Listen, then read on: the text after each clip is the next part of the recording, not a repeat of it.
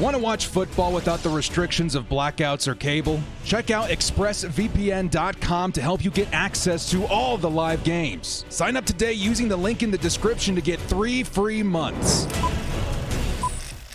Kia ora, Bolt fam. It's the director.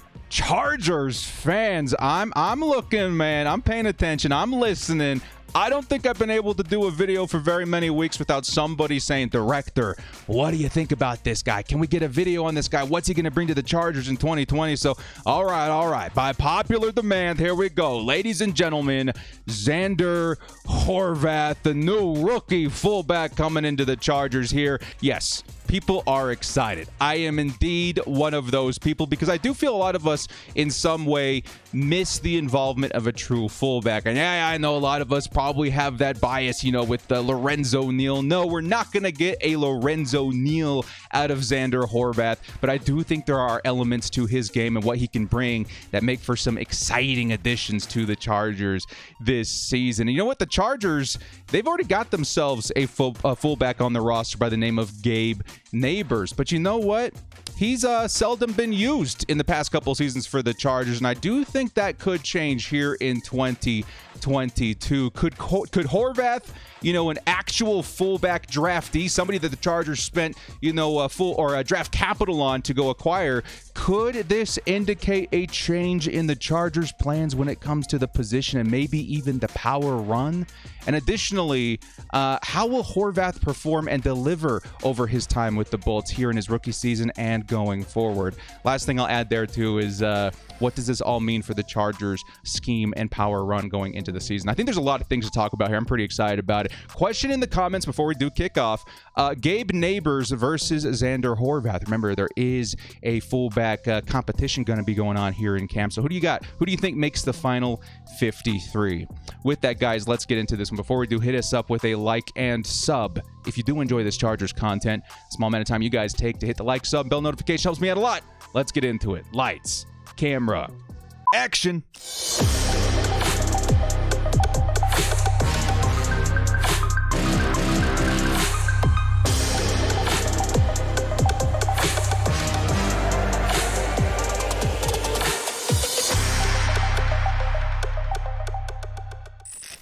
With the 260th pick in the NFL draft, the Los Angeles Chargers select Zander Horvath, fullback out of Purdue. Now, I do remember a lot of confusion ensuing when his name was first called out there on the podium. Of course, you guys can go back and take a look at that live draft experience. We did every single round, and there were a lot of people super excited, but also a lot of people especially confused. The Chargers just selected a fullback in the NFL draft in the 7th round. Is this a waste of a pick? What did the Chargers see? What's his, role with the team going to be? We've already got Gabe Neighbors, et cetera, et cetera. Again, if you look back on the live broadcast there, I was super pumped. I do think that Zander Horvath is going to be amazing. And at the same time, again, it's not guaranteed. His role with the team is still very much so a mystery. I think I have an idea of what they're going to do, but I do think that Zander Horvath, just physically, his game, his physicality, his athleticness, I do think it's very exciting to think what the Chargers will be able to do with him. So why did the Chargers decide to select Zander Horvath there in the 7th round? Why not go after another fullback, let's say undrafted free agents, if they just wanted to add some competition to the fullback position with Gabe Neighbors? And I will add, I think you could almost argue Tom Telesco loves best player available, right? And for a lot of people, that's a very intelligent way to draft. You could say that Zander Horvath was absolutely the best player available, even if it wasn't a position of need, because of what he does out there on the field and the physical attributes that he does bring to the position. He's a beastly player, dudes. Flying under the radar, I think, for a lot of people, especially people that, oversee the NFL draft and the prospects coming in. My man, just Zander Horvath is an absolute monster. 6'3", 230 pounds. He's a thumper in the run game. He was a running back too, mind you. I think this was an element that added some confusion to it. He was a running back for Purdue, and he will be converting to fullback for the Chargers, right? But doesn't mean that, you know, he's not going to bring some of that fullback mentality with him. He definitely is. And this has drawn a lot of comparisons to Mike Allstott, you know, another legend out of Purdue that converted to the position a little later, or a little pretty soon coming into the league, right? Mike Allstott. Xander actually crafted his game around Mike Allstott, which is funny enough, right? And there are decent comparisons, with even Tom Telesco himself saying that Zander Horvath was Allstott out there. He's a physical freak, right? Which is why his RAS score was all over Twitter. We're actually going to put that up here on the screen for a second so you guys can take a look. Absolutely insane. 9.83. That's almost as good as it gets from the running back position. I think he actually graded even better from the fullback position, which is kind of insane. If you guys want to know, you know, just how insane that is, this is Derrick Henry's RAS score at 8.78. Now, of course, this doesn't mean or guarantee at all that he's going to turn out like Derrick Henry or Mike Allstott. These are very, very good players. One that, you know, as much as we love Zander Horvath, I'm not quite sure he's going to make it to quite that level, but it doesn't mean that he's not going to have something of value to bring to the Chargers in 2022 and beyond. But it does speak for his physical attributes. The guy is a monster. The guy is a beast. He'll jump over you. He'll run through you. Absolute nightmare for opposing defenses to contain when playing Purdue in his collegiate career, right? He's not the fastest guy out there, especially in terms of the position of running back, but he is a physical specimen, like we've been saying. His running style is very physical, very, very hard, and it almost feels like a preview of maybe what the Chargers are trying to do and adding to their offense this season. And we'll get into a little bit more of that in just a little while. But Horvath, man, the kind of guy that's going to run you over, carry guys on your back.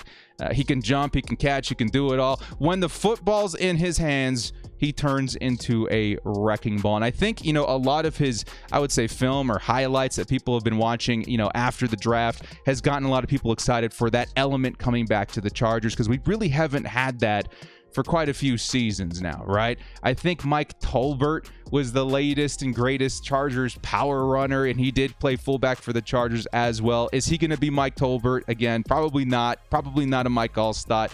But at the same time, it is an element that I think is very exciting to think about when paired with what the Chargers are already working with, okay?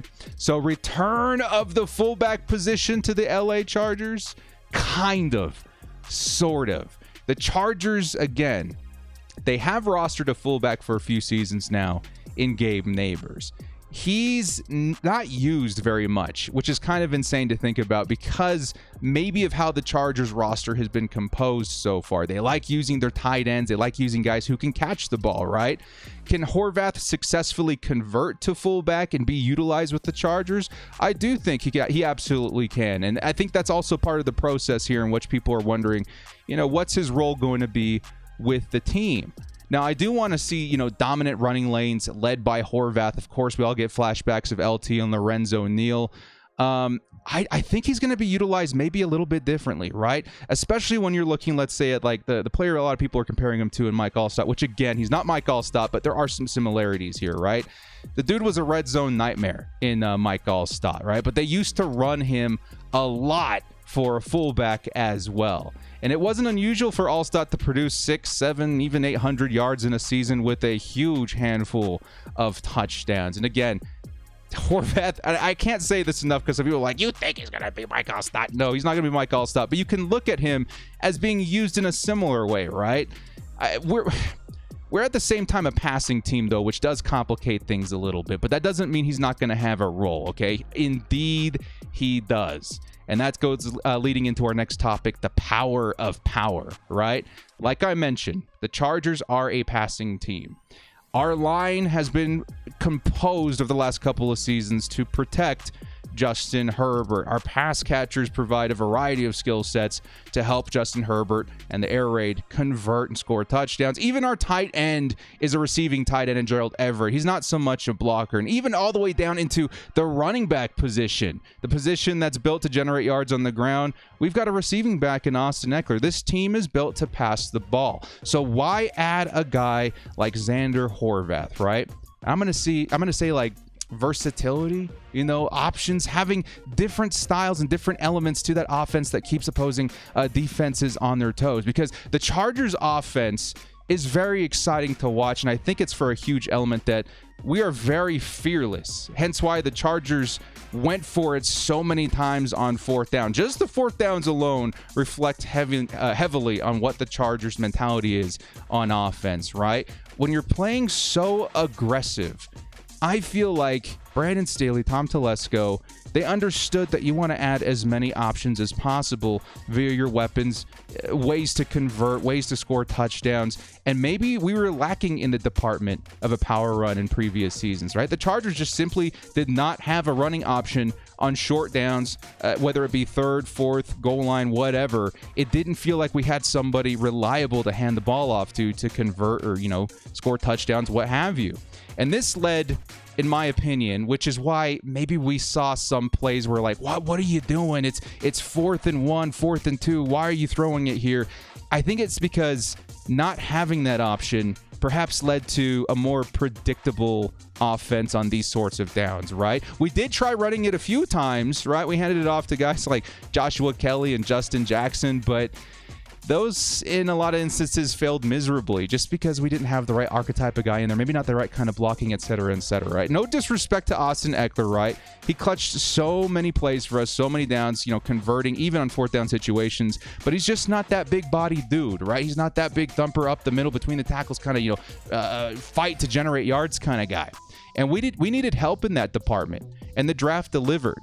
And I think the Chargers were also keeping that in mind in the offseason via free agency, and adding guys like Gerald Everett who can add that physicality to the game. The Chargers wanted to add more of that, and they got it through Gerald Everett, and they got it a lot through the draft too. And I think that's very, very telling. The draft can be a huge clue into what the Chargers or any team are wanting to do in the upcoming season, right? The Chargers spent a lot of draft capital to improve in the category of the power run, right? Zion Johnson, who again, best player available, definitely needed help on that line, but he's going to help in the power run quite a bit, especially when lining up next to a guy like Corey Linsley, who saw a lot of success in Green Bay, and Aaron Jones. If you guys go look up Corey Linsley's last season with the Green Bay Packers, also look up Aaron Jones's season. If you can find this stat for how many goal line carries that he got that were converted into touchdowns, it's absolutely insane. So you pair that already, it's looking really good on the line. We also added guys like Isaiah Spiller, right? Another between the tackle runner. You can see him here on the field running over a guy. We needed help like that. We got Jamari Sawyer, a steal and a big-bodied blocker. And then, of course, we got Zander Horvath. Just a lot of these pieces of the puzzle kind of reflect we want to be able to convert short yardage. We want to be able to do it on the ground. Help us in the power run. And this preview that I spoke of earlier really does reflect on what I think the Chargers want to do. They want to add another element to their game.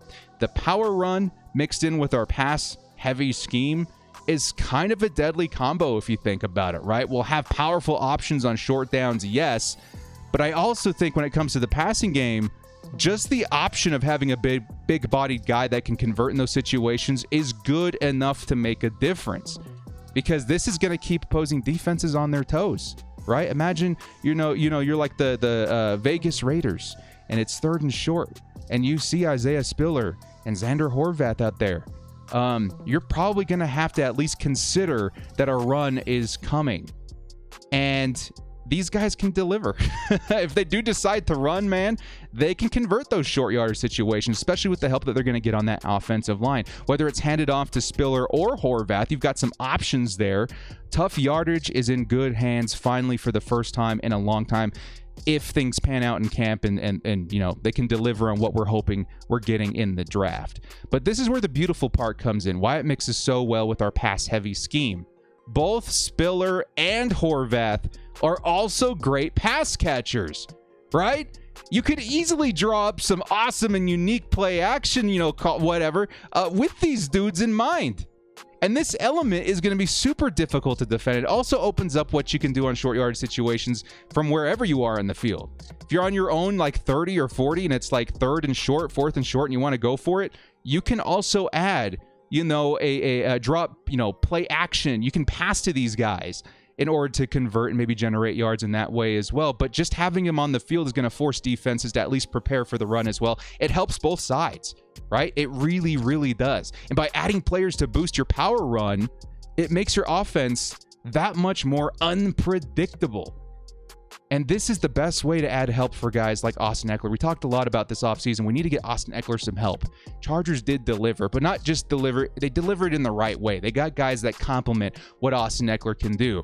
Very good runner on the outside. When given space, the dude can take off, right? But on the inside, maybe does struggle a little bit. We brought in guys specifically to help Ekeler in that category. Complementary skill sets. And that's very important. That's why I think Horvath is going to be very involved this season. Maybe not as much as we all think, but is going to be involved. And that does lead me to my next category. Is he a year one stud? What should we expect in his rookie season, right? First of all, before even, kickoff, he's going to need to earn that roster spot. We're going to be watching him in camp, him versus Gabe Neighbors. Gabe Neighbors isn't a pushover. But I do believe, especially with the Chargers spending draft capital, with the, how his RAS score looks, not even RAS score, because sometimes that can be, blown out of proportion, just his physicality. He looks like a football player, right? I do believe he's going to land on top. He's just too unique in his physical and athletic traits. But I would also, in terms of what he's going to offer in his first season, I would temper expectations just a little bit, right? He's likely going to have to see a lot of special teams exposure before getting any sort of consistent reps on offense. And he's also going to have to do more work on maybe building his frame a little bit because, again, he's a running back converting to the position of fullback. I think he's going to have to bulk up a little bit. But it does sound like he's on his way. I was reading right before this video, I think a recent interview, that he's fully embracing the position change. Of course, when modeling your game around a player like Mike Allstott, I think, especially, out of Purdue, he went through the same conversion. I think that he's very open to the idea, right?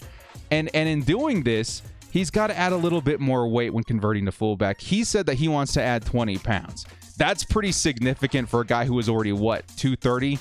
That if he succeeds, that's a scary looking football player, man. Sure, maybe his shiftiness. Some people say, when you add that kind of weight, it kind of tones down, the other elements of your game when it comes to speed, shiftiness, agility. Maybe that does tone down just a little bit. But again, his traits were already off the charts, man. That was like peak, top what you can get in the draft, top what you can see in the NFL. These traits were already really, really good. So if it comes down just a notch, they're still going to be very, very nice. Because you have to think about it this way. Fullback strength wrapped around his freakish athleticism. That's super exciting to think about, right? And he could look a lot different towards the end of camp. So that's something to keep in mind. He mentioned it. I don't know how likely it is to add that kind of weight. It's probably going to take him a couple of seasons. But at the same time, my goodness, that's an exciting thing to think about. It's good to know that he's fully embracing the change and preparing for it this vigorously. So what about this season, right? In his rookie year, like we were mentioning. Again, I think he's going to see a lot of special teams mainly, but with how the Chargers like to run their offense, I think he'll see plenty of short yardage carries as well. And again, this heralds back to the third and fourth down options. If he looks good in this offseason, which I feel like he does, I think he's going to get a lot of touches like that. And I'd also be interested to see how the Chargers use him as a blocker, too. I think that's, again, the main thing you're going to be looking for in camp. How does he look at, the traditional fullback position? How is he as a blocker? Could we return to maybe seeing the Chargers run some, more I-form, strong? I think it also does depend on how much they trust Isaiah Spiller, too, right? I think you could run, Zander Horvath in those formations if you feel good about the running back behind him. You could use Ekeler, I think, but a formation like that, in my opinion, would make more sense with a bigger back like Isaiah Spiller. Either way, I think the Chargers are going to at least try these things out in preseason quite a bit. If they've come into a situation where it's 3rd and short, 4th and short, I think they're going to test the waters a little bit to see if Zander Horvath can at least, deliver in that aspect before giving him any sort of opportunities in those situations in the actual season. But it also could lead to the Chargers maybe trying out things with, running more 2 running back plays, right? Getting more running backs on the field with Justin Herbert. And I think Spiller could end up being the favorite when it comes to these, but at the same time, we might see Horvath in there too, because after all, those guys can both catch. But mixing a receiving back with a power back on the same play, if you're in the terms of maybe Austin Eckler and Zander Horvath, on each side of Justin Herbert, I think that could work, man. Again, I'm seeing some options. You could pass it to Austin Eckler. You could pass it to Zander Horvath. You could hand it off to Zander Horvath. There are options there. So I do think he's going to be very good in his season, in his rookie season. He's going to be a year 1 like superstar stud. Probably not. Is he ever going to reach the level of a Mike Allstott, Lorenzo Neal, etc.? Probably not. But that doesn't mean he won't see his share, and it doesn't mean that he doesn't have something to offer, right? If he jumps off the page early, let's say they do give him a couple opportunities in the early weeks of the season, and he is good at converting those short yards for first downs or even scores, we could see more usage of him in 2022 than anticipated. But just off the top of my head, I'm thinking that mainly we're going to see him try and earn some more reps through his contributions on special teams and what he can do in practice. So Zander Horvath looking good in year 1, but where I think it's going to get especially exciting is in the future, right? I think we will see a lot of flashes this season, like I mentioned, right? I think he's going to get some touches. I think he's going to run over some dudes. I think he's maybe going to provide, some solid blocking, really showing off his physical traits too as a football player. I also think we're really going to see how the Bolts want to use him, what his role on the team is going to be. But if Xander can prove himself in 2022, I think first and foremost is a reliable blocker, and then like a powerful runner. I'm sure the coaching staff will want to scheme more around him in their offense in the following seasons, right? Because they know what he can contribute. A good fullback, if we hit on a good one, guys, a good fullback can shape a terrific running game. And we all know this as Chargers fans with LT and Lorenzo Neal. But again, this team still does feel like a passing team. And what I would expect going forward, especially with the additions that the Chargers made this season, is kind of a mixture, maybe a little bit of a hybrid scheme, leaning on the edge of passing, maybe favoring passing by quite a bit, but still having that option is very important, I think, with how the Chargers like to run their offense. They need more options. They need to be able to convert on short yard, especially if they're going to be so bold on 4th and 3rd downs. And I feel like Horvath is a great fit in this hybrid world, right? A guy that can catch, a guy that's big and physical, adding weight, can, offer, contributions in the short yards, can offer contributions in the passing game. I think he's a great, great fit. So my bottom line in this is I'm just kind of following what my eyes are telling me, right? The drafts can be very telling of what a team wants to do. Zion, Spiller, Sawyer, Horvath, these guys all scream power run to me, right? And as much as I love Gabe Neighbors, who again is going to be the camp battle here, I feel Horvath fits this vision better, right? I feel like Gabe Neighbors could be that dude, but I feel like he's better as a utility guy. I feel like Zander Horvath fits more in that power run. He can be used as a utility guy sometimes as well, but I do think that's what the Chargers need more, is that physicality. And if Horvath can deliver, my goodness, a solid power run, that would do wonders for this Chargers offense that's already very, very good. And it doesn't need to revolve around it, right? That's the best part of it. Just getting in the mix really makes life a headache for opposing defenses. And when you keep your opponents on their toes, it opens the door not just for Horvath and Spiller and the power run guys, but also Justin Herbert in the passing game, like we mentioned in those play actions. I'm very excited to see our play action improve. When you see Xander play, if you guys want to go check out some highlights and stuff after this, it's easy to see why so many fans are fascinated and rooting for the guy. He really is amazing. Very physical, very fun to watch. He's the definition of a football player, right? And you know what? I think he's capable. I think, honestly, this season, if given the opportunity, if he can really capitalize on a couple of them early, I think we could see a lot of him in the next couple of seasons. More importantly, I really do think Horvath could help usher in the return of the football position or the fullback position to LA Chargers. And I'm really excited to see how that unfolds. Because when you got a really nice running game to match what the Chargers passing game is, things can get pretty sticky for opponents. So very excited to see what he can add. So guys, in the comment section below, let me know what you're excited to see in Zander Horvath. I'm very excited that everybody seems to be pretty stoked about it. I know there's a lot of confusion early on, but I think as he progresses in camp and as we see more of him, especially maybe in some limited touches early in the season, I think the optimism will begin to grow. Well, guys, thank you so much for joining me. This has been The Director. If you did enjoy what you saw here, hit us up with a like and sub on your way out. We'll see you next time, and as always, bolt up and stay frosty. Zander Horvath, baby. His day is coming.